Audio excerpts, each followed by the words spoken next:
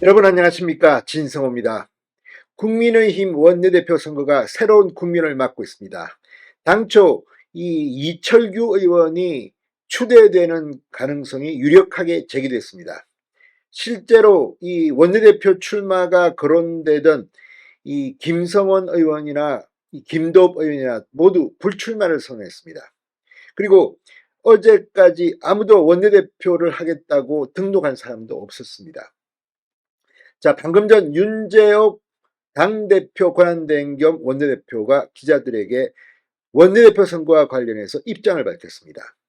일단 3일 이 원내대표 선거를 할 예정이었지만 9일로 연기됐습니다. 이런 가운데 중앙일보가 윤석열 대통령이 국민의힘 원내대표와 관련해서 한 발언을 단독 보도했습니다. 오해 살 만한 일이 벌어져서는 안 된다는 취지입니다. 이철규 의원을 겨냥했다는 분석도 나옵니다.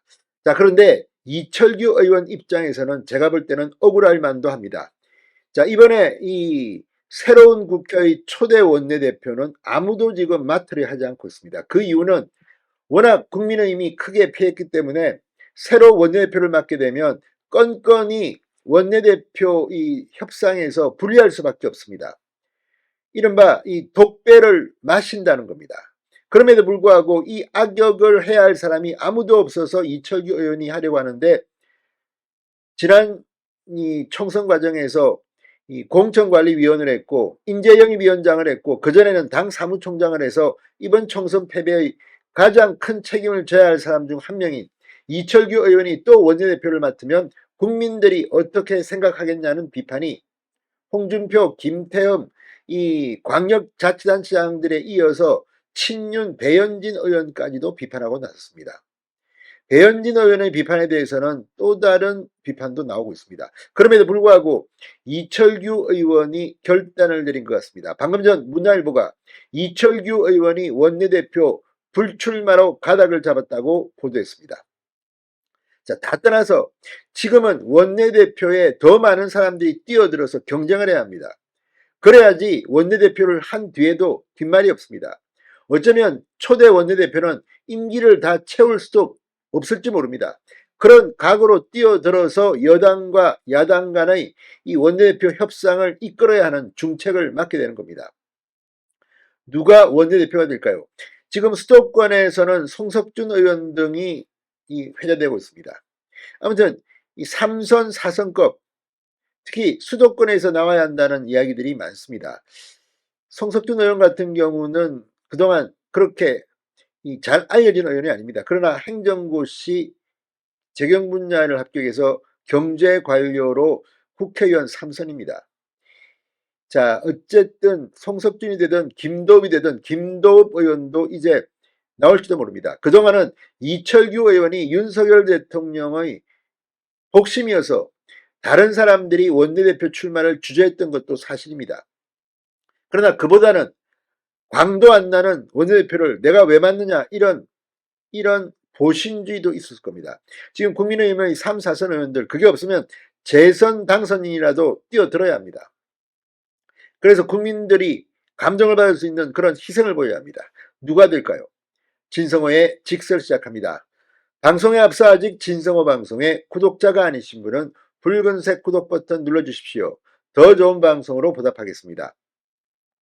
윤석열 대통령이 국민의힘 원내대표 선거와 관련해 오해받을 생각이 없다, 민심에만 집중해야 한다고 참모들에게 강조했다고 중앙일보가 단독 보도했습니다.